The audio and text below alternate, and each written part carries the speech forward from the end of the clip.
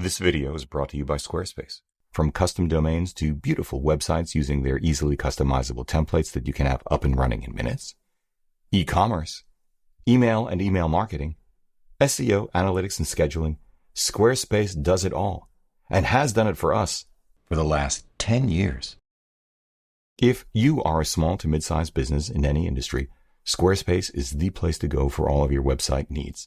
Hop over to www.squarespace.com/Hugh for a free trial. And if you like what you see and want to move forward, receive 10% off your first order by using the discount code Hugh at checkout. Thanks, Squarespace. It's about time. Although, I don't know if I can be entirely objective about this.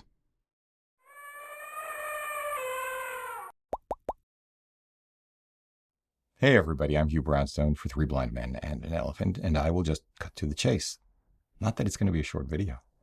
Panasonic's just announced $3,300 44 megapixel full-frame LUMIX S1R Mark II is the camera you didn't know you wanted until you have it in hand, beginning with its whole new ballgame autofocus performance. Oh baby.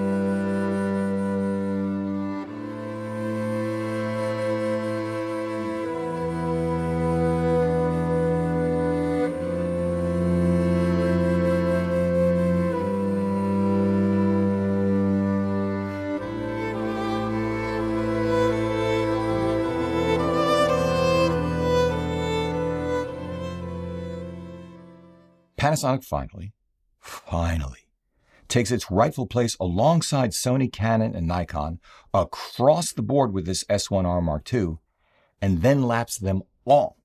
Leica as well. When it comes to video and value, hold that thought. It ain't just about autofocus. Now, I freely confess I'm a little bit giddy about this turn of events, because this has been 7 years in the making, ever since the L-mount Alliance was announced at Photokina in 2018. At which point I called it the single most important announcement of what would turn out to be the last Photokina of them all.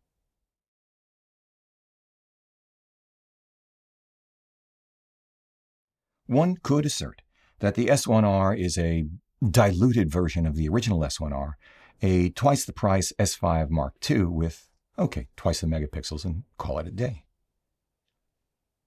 On the one hand, I'd be kind of okay with that. We think the S5 II series remains one of the most underrated camera systems on the market even today. In the real world, beyond speculating, where reliable, consistent performance made it to excellent ergos, excellent for what we do autofocus, which is actually better than our A7R5 here in the Batcave, and a more practical menu system than anything shy of a Leica or Hasselblad. In fact, more practical for video because the Hassi doesn't do video at all. And one might argue, and I would tend to agree, that the Leica's video options are a bit too limited, as in, to give just one example that matters to me, no option for information display to an external monitor through the HDMI cable. The S5 II has been our daily driver here in the Batcave ever since launch. We eventually added 2 more of them as our core kit, along with a set of their excellent video-centric hybrid S primes, same barrel, same filter thread, close to the same weight distribution, 18mm, 24, 35, 50, a pair of 85s, all 1.8s, and their 100mm f2.8 macro for our 3-camera shoots. I thought the original S1R was gorgeous, by the way, built like a tank, more thoroughly considered, as I said back then, as a hybrid than every other camera out there, and it was absolutely superb in hand. But it was one heavy sucker, and priced higher than the competition.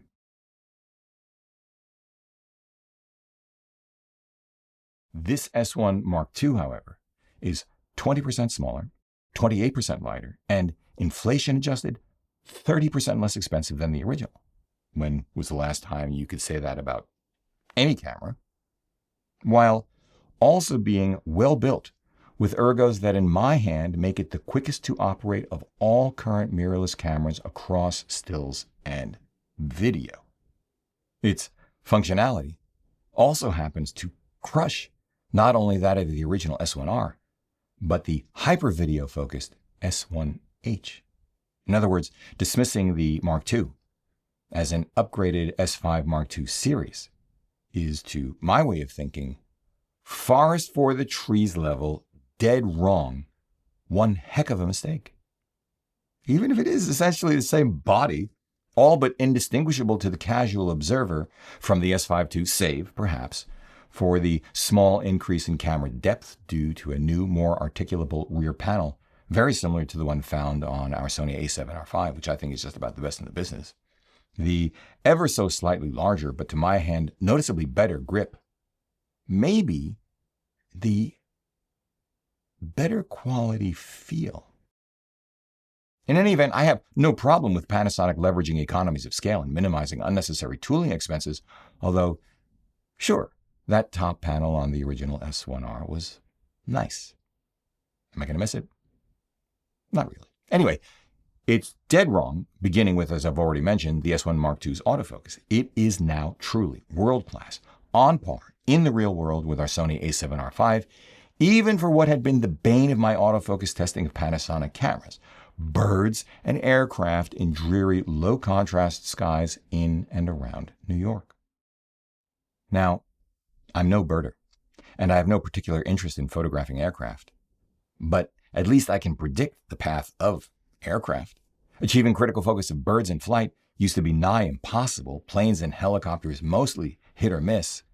But on a frigid New York morning with heated gloves on a week or two ago, both were cakewalks with the S1R Mark II, mated to Sigma's practically already legendary 500mm f/5.6 handheld.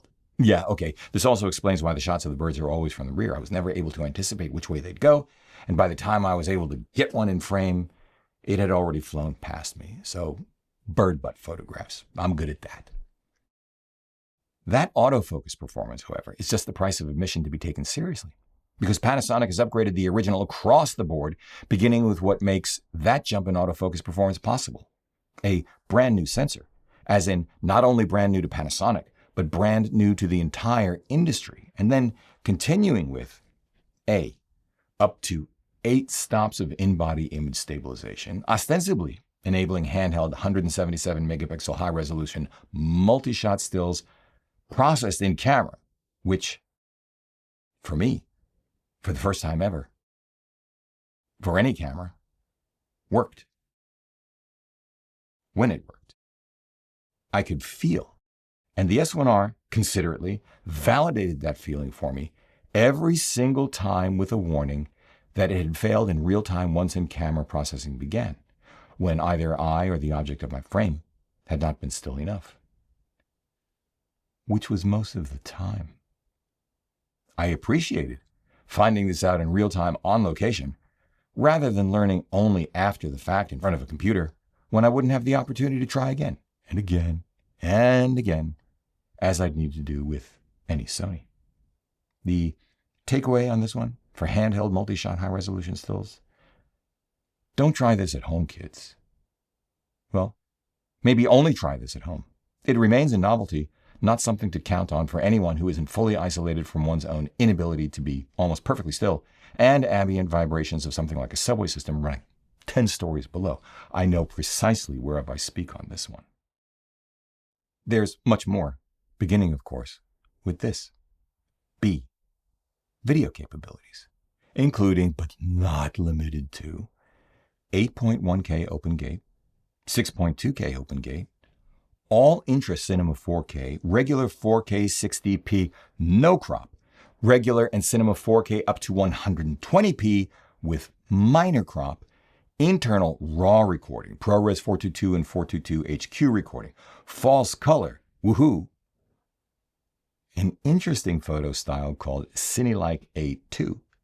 I'd be interested in hearing from those of you who try it what it reminds you of. Internal 32-bit float audio when used with the new second generation XLR2 adapter. Blah, blah, blah, blah. You get the idea.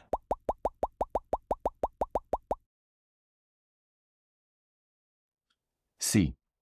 Stills capabilities, including, again, but hardly limited to, those 44 megapixels worth of resolution. Burst rates with continuous autofocus and even pre-capture up to 10 frames per second, mechanical shutter at 12 bits, 9 frames per second, 14 bits, up to 40 frames per second, blackout-free electronic shutter at 12 bits. D.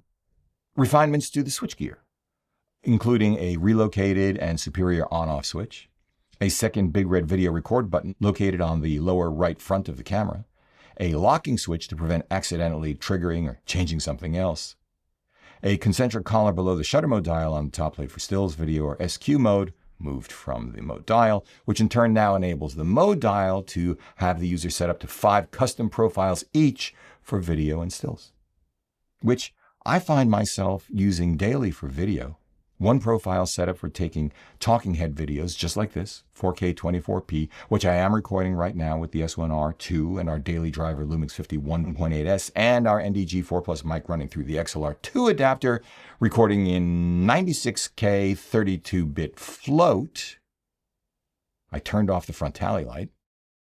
One profile for product B-roll at 4K 120p, and one profile for Zoom calls at 1080 24p at 100 megabits per second, to reduce bandwidth requirements while still looking terrific. The image, not me. An especially nice thing with Panasonics is that whenever one saves basic changes like resolution, frame rate, style, autofocus mode, and ISO, everything else, everything the way the camera is set otherwise, is also stored as well, like shutter angle. Also nice and very useful for what we do. Unlike most cameras, the S1R2 supports simultaneous information display on the rear panel and separate monitor via HDMI. Although I do wish Panasonic would create an aperture analog to shutter angle so that switching from one frame rate to another as part of a simple twist of the custom memory bank dial would automatically adjust ISO to match, a real boon when only the intent of the shot changes, the set in front of the camera unchanged. I also appreciate, what are we up to, E?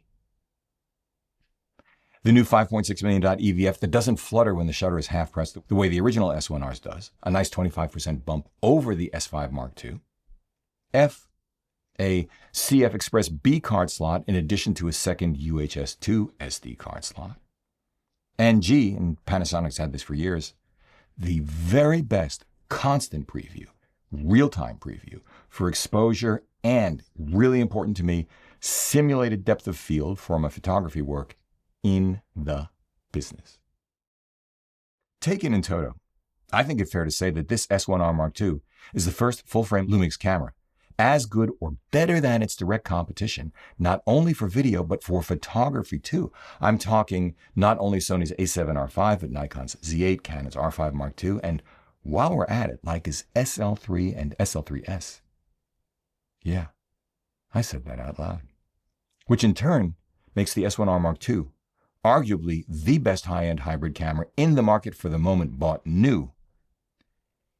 Inarguably, I think, the best high-end hybrid value when you consider its $3,300 price tag versus that of the usually priced $3,900 Sony, usually priced $4,000 Nikon, and the generally not discounted $4,300 Canon, $5,300 Leica SL3, and $7,000 SL3 61 megapixel version. One might think of the S1R2 vis-a-vis the competition this way, although this is not an exhaustive list, not by a long shot, and of course your mileage may vary and that's fine. 1. Essentially a $1,000 less expensive, yet same megapixel count, same EVF resolution, marginally larger, more significantly heavier, Canon R5 II with better ergos, better menu system, more articulable rear panel, far more extensive lens ecosystem, better cooling system courtesy of a brilliantly designed integrated onboard fan, better audio system courtesy of the 32-bit float. Although sans the R5 II's, quite interesting to me, I control autofocus mode, nor quite the R5 II's menu aesthetics.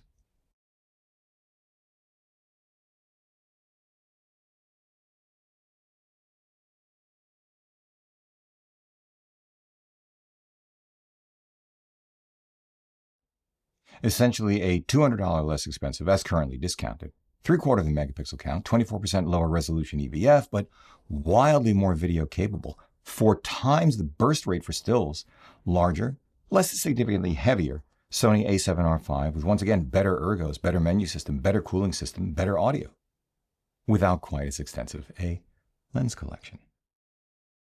3.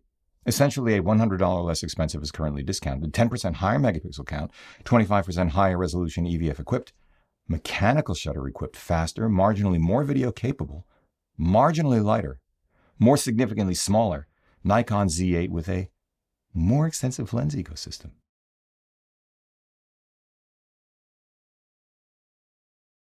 4. Essentially a $2,000 less expensive, almost double the megapixel count, same resolution EVF, same lens mount, better autofocus, better IBIS, more video capable, better audio equipped, actively cooled, marginally smaller, more significantly lighter, Leica SL3S. And 5. Essentially a $3,700 less expensive, 3/4 megapixel count, same resolution EVF, same lens mount, better autofocus, better IBIS, more video capable, better audio equipped, actively cooled, marginally smaller, more significantly lighter Leica SL3, a camera I own, I bought with my own hard cash and love. But put differently, when considering the Leicas, the S1R II is arguably the L-mount camera to have when you can have only one. It is not uninteresting that both of its nearest competitors, that is the S1R Mark IIs, the Sony A7R5 and Nikon Z8, are, as I just mentioned, significantly discounted as of this recording. There's still more. I imagine most of us didn't know until I mentioned it earlier that almost 7 years after it was first announced, the L-mount Alliance lens ecosystem is now broader and deeper than any other full-frame lens ecosystem, save for Sony's. I mentioned their 1.8S primes earlier as the optical spine of our video work. Are they as sharp and well-corrected as my Apo Summicron SLs? Even some of our Sigmas? For stills, no. But they are perfect for what we do in 4K video when those differences are not discernible, and they do have their advantages over both the Sigmas and the Leicas. The LUMIX S primes are A, small, light, optically crisp, and well-corrected at that resolution.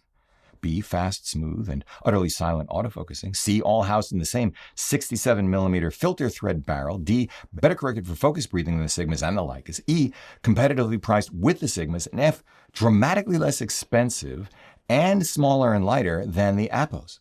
They are far better optically than I'd remembered from the initial launch because I am a photographer first, but they stood the test of time recording videos in anger. The 18 and 85 and 100 are pretty great for stills too. Used Panasonic Lumix 1.8S primes and Sigma DGD and contemporary primes are quite inexpensive. The Sigma I series just all around pretty fantastic. The 17mm f4 and 92.8, the two sleepers of the bunch.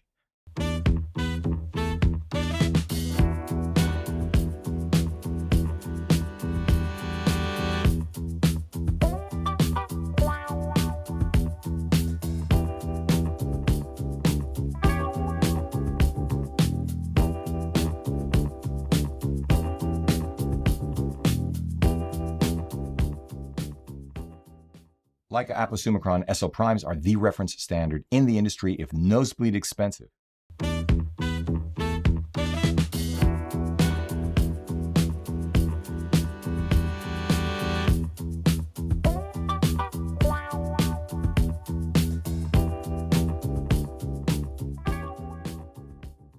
Although they too can be had used at steep discounts. And Sigma has upped its game to the point that when it comes to their latest high-end glass, like their 1.4 and 1.2 primes and zooms, along with their 500mm f5.6 super telephoto prime,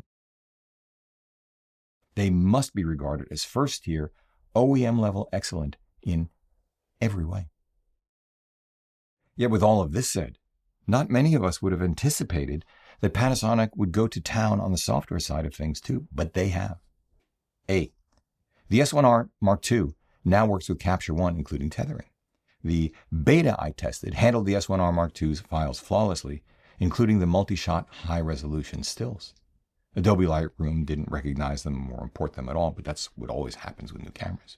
B, Panasonic continues to expand the Lumix Lab app.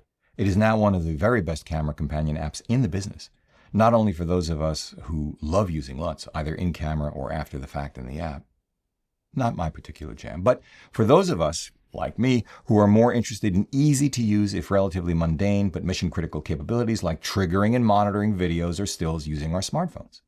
Call it a completely redesigned and re-engineered LUMIX Sync, and you're not even halfway to how much better and more reliable LUMIX Lab is. C. And this one took me completely by surprise. This is pretty unique. Panasonic has introduced an entirely new and wildly ambitious app called LUMIX Flow, which is essentially a shooting script app.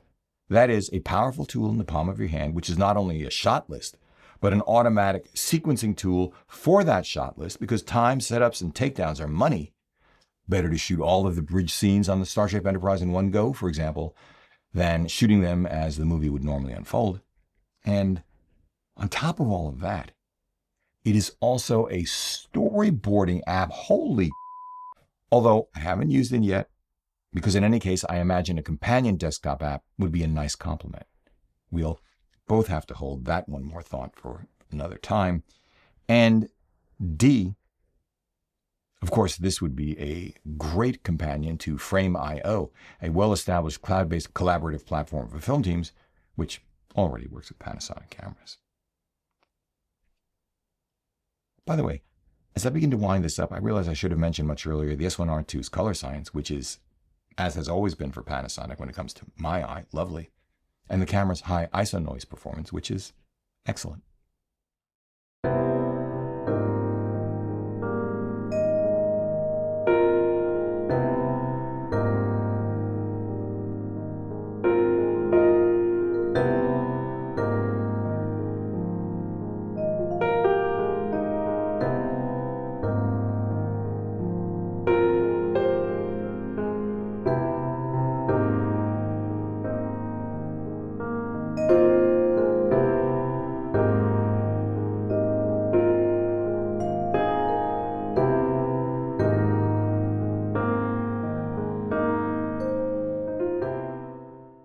None of which is to suggest the camera is perfect. Nothing is. But thus far, I'm finding precious little to criticize. The dynamic range is spec'd at an ever so slightly lower 14 plus stops, rather than the now de rigueur 15. But ask me if I care. I don't. That's because A, the human eye sees about 20 stops. The only way to get that kind of range is exposure bracketing at as close as possible to base ISO. C, bracing a camera seems to have become a lost art that more of us should learn so that we can lower the ISO needed by using much slower shutter speeds. D, the S1R2's excellent IBIS helps here when that is not an option. E, as soon as one raises ISO by even one stop, those supposed 15 stops of any camera are already a figment of one's imagination. F, by ISO 400, I don't know of a full-frame camera anyway that's recording a legit 10 stops, at least according to the website Photons to Photo. And G, I tend to allow shadows to land where they will, and when I don't, it's amazing what software can do to abate noise.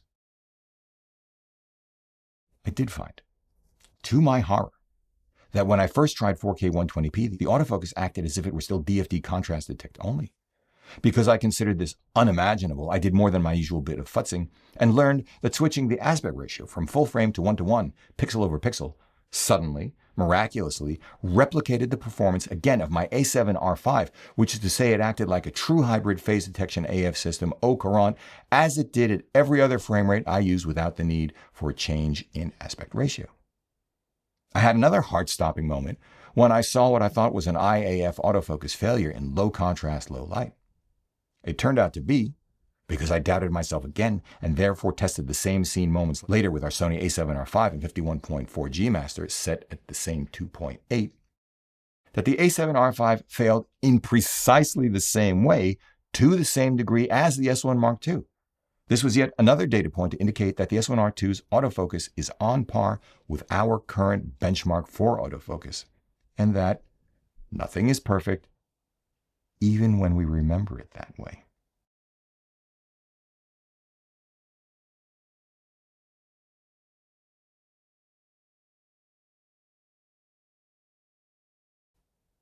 This led me to an epiphany of sorts, to which some of you may relate.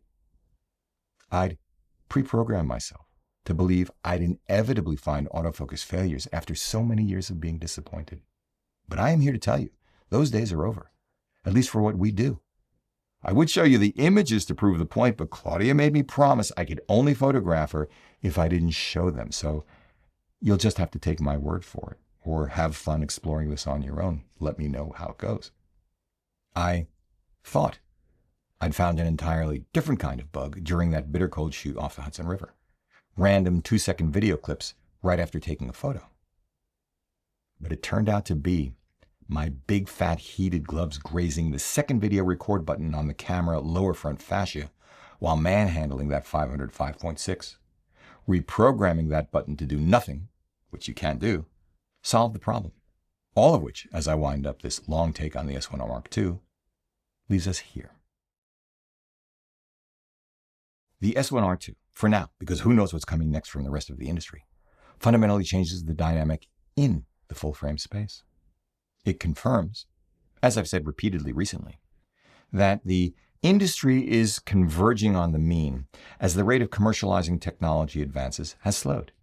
This is what has given the rest of the industry time to catch up to Sony. More importantly, from where I sit, in some ways, I see a different, perhaps more ambitious, perhaps more risk-assumptive, definitely wiser with the battle scars to prove it Panasonic than the one which launched the original S1 and S1R 7 years ago. This time around, the company was willing to wait until it could have the sensor it wanted. It was willing to pay to be the first to have it, as best I can tell. And it seems to have applied everything it has learned since then to finally overcome all of the missteps of their first foray into full frame 7 years ago. Which is to say, kudos to Panasonic. Kudos to the Panasonic team. I think the S1R Mark II is going to be a massive success.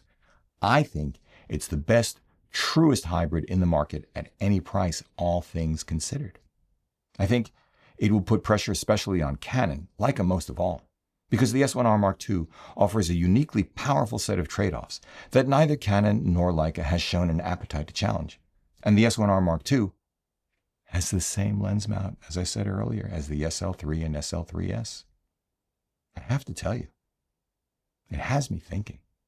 The S1R2 does not have the heritage, industrial design, build quality, cachet, nor quite the dust and moisture intrusion resistance of the Leicas. But hey, power to the shields or power to the warp core? And which core, which ship?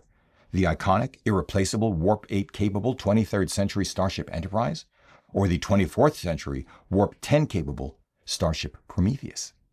The S1R2 offers a way around having to make this kind of choice. Spend less money on a more capable body with money left over for some of the best ever made lenses. I suspect the S1R Mark II will also put pressure on Nikon to accelerate whatever timetable they're on to update the Z8 and or Z7 II. Least affected of them all? Of course, because they actually make all those sensors. They dominate the industry. They understand the sensor roadmap better than anyone else because it's theirs. They continue to put out newer, smaller, faster, sharper, better corrected, more keenly priced lenses with that timetable in mind. And one could argue both the A7R5, even more the A7 IV, are due for upgrades. And I can't imagine Sony hasn't already had replacements in the works for years.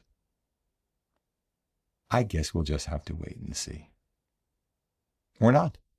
The very best full-frame cameras right now, the S1R Mark II unequivocally among them, joins the big three, are so good that you have to ask yourself, if you do wait, what precisely am I waiting for? Budget is one thing. I get that. So is avoiding the teething pains that sometimes come with new product launches. I get that too, although in spite of looking for them, I didn't see any here. But I've lived long enough to know that life owes us nothing. Life offers us no guarantees.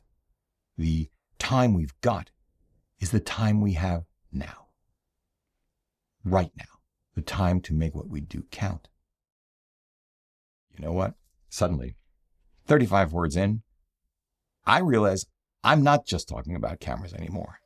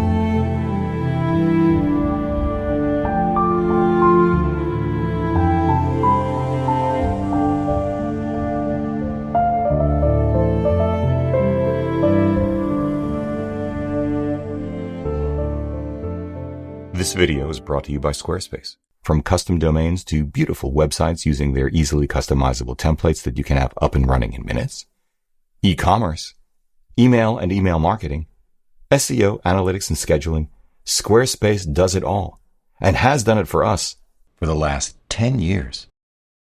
If you are a small to mid-sized business in any industry, Squarespace is the place to go for all of your website needs. Hop over to www.squarespace.com/Hugh for a free trial. And if you like what you see and want to move forward, receive 10% off your first order by using the discount code Hugh at checkout. Thanks, Squarespace. If you like what you've seen here today, please give a thumbs up, subscribe to the channel, join the conversation in the comment section below because this is an exceptional audience. If you'd like help with a portfolio review, gear selection, finding or honing your artistic voice, sign up for a one-on-one mentoring video call via Zoom at 3bmep.com/booking. Finally, please consider supporting our work by using the no-cost to you affiliate links down below, sending us coffee money via PayPal, or most especially, joining us on Patreon, links down below as well. However you choose to support us, as always, we thank you for it.